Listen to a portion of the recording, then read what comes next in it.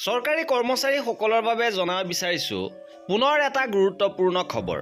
কৰ্মচাৰীয়ে লাভ কৰিব অতিৰিক্ত ধন ক্ৰমে 30,000, 45,000, 60,000 আৰু 75,000কৈ অতিৰিক্ত টকা আপোনালোকে লাভ কৰিব।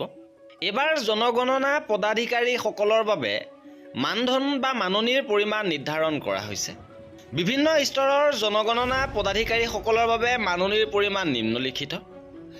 গণনাকাৰক আৰু পৰ্যবেক্ষক পৰ্যায় পৰিমাণ। পৰ্যায় 1ত ঘৰ তালিকাভুক্তি আৰু ঘৰ গণনা HL 9,000 টকা। পৰ্যায় 2 জনসংখ্যা গণনা PE 16,000 টকা আৰু মুঠতে 25,000 টকা লাভ কৰিব দুইটা পৰ্যায়ত। ইপিনে জনগণনা সম্পৰ্কীয় তথ্য সংগ্ৰহ আৰু আন কামৰ বাবে গণনাকাৰক আৰু পৰ্যবেক্ষকসকলে নিজৰ মোবাইল ডিভাইচ ব্যৱহাৰ কৰিব লাগিব।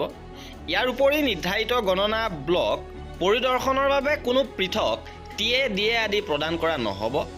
আন জনগণনা পদাধিকাৰী প্ৰথম পৰ্যায়ত ৰাজ্য নডেল বিষয়া ৰাজ্য সমন্বয়ক 30,000, 45,000, 75,000। ৰাজ্য স্তৰৰ আন বিষয়া কৰ্মচাৰী ৰাজ্যত সৰ্বাধিক 5জন 12,000, 18,000, 30,000 টকা। ৰাজ্য স্তৰৰ সংমণ্ডলীয় আয়ুক্ত মুখ্য জনগণনা বিষয়া অতিৰিক্ত মুখ্য জনগণনা বিষয়া য'ত উপলব্ধ 25,000, 35,000, 60,000।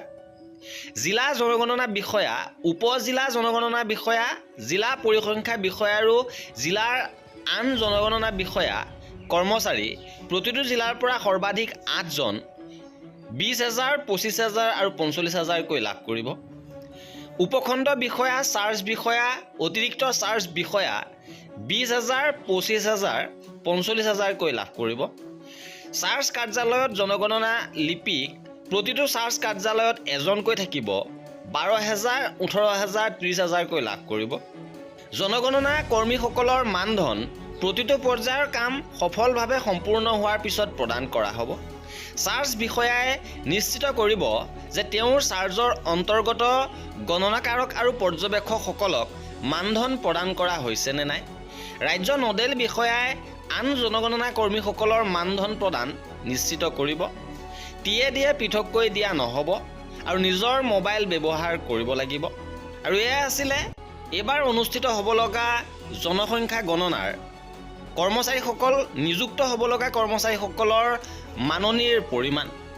আৰু এনেধৰণৰ খা খবৰ বাবে আমাৰ চেনেলটো ছাবস্ক্ৰাইব কৰি ৰাখিব। ভিডিঅ'টো শেষৰলৈকে চোৱাৰ বাবে বহুত ধন্যবাদ।